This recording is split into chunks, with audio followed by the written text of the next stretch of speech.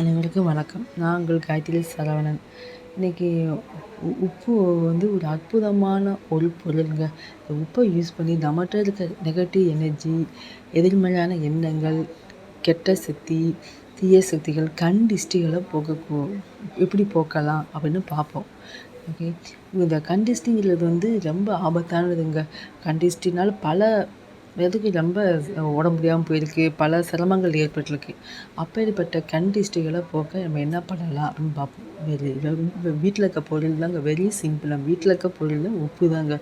உப்புக்கு அவ்வளோ பவர் இருக்குங்க. நம்ம கண் திஷ்டியை போகக்கூடிய அவ்வளோ பவர், அவ்வளோ சக்தி இருக்குங்க. அது என்ன செய்யலான்னு பார்ப்போம். நீங்கள் வேறு ஒன்றும் இல்லைங்க, ஒரு கைப்பிடி அளவு உப்பு எடுத்துக்கிட்டு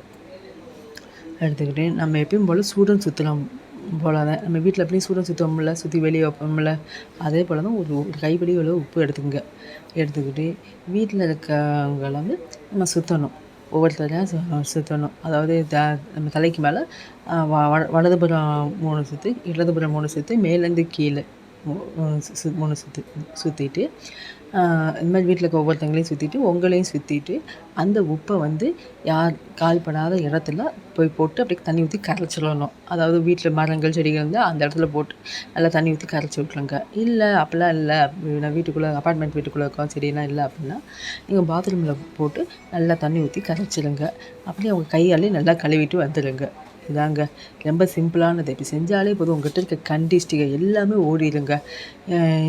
இது நீங்கள் நைட்டு தான் செய்யணும்னு இல்லை. இப்போ சூடம்னா நைட்டு தான் சுற்றி வைப்போம்.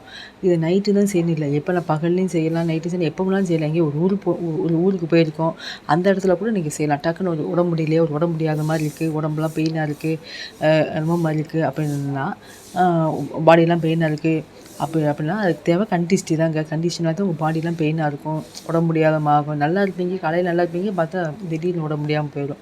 அதுக்காக தான் கண் திஷ்டி தான். அப்போ நீங்கள் டக்குன்னு ஒரு கைப்பிடி அளவு உப்பு எடுத்து நம்ம சுற்றி தண்ணியில் விட்டு கரைச்சிட்டு பாருங்கள், உங்கள் உடம்பு சரியாயிடும். அடுத்தது ஒரு 5 செகண்ட்லேயே உங்கள் உடம்பு சரியாயிடும்.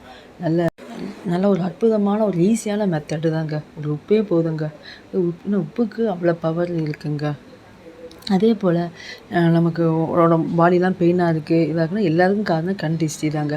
அதை நீங்கள் குளிக்கிற தண்ணியில் கொஞ்சம் உப்பை போட்டு குளித்து பாருங்கள், உங்களுக்கு அவ்வளோ எனர்ஜி கிடைக்கும். உங்கள்கிட்ட நெகட்டிவ் எனர்ஜி, கெட்ட சக்திகள் எல்லாமே இப்போ போயிடும். கண் திஷ்டி, எதிர்மறையான எண்ணங்கள் எல்லாமே போயிடும். உங்களுக்கு அந்த உடம்பு வலியெல்லாம் போயிடும். ஃப்ரெஷ்ஷாக இருப்பீங்க. உப்புக்கு அவ்வளோ பவர் இருக்குது. இது ட்ரை பண்ணிப்பாங்க.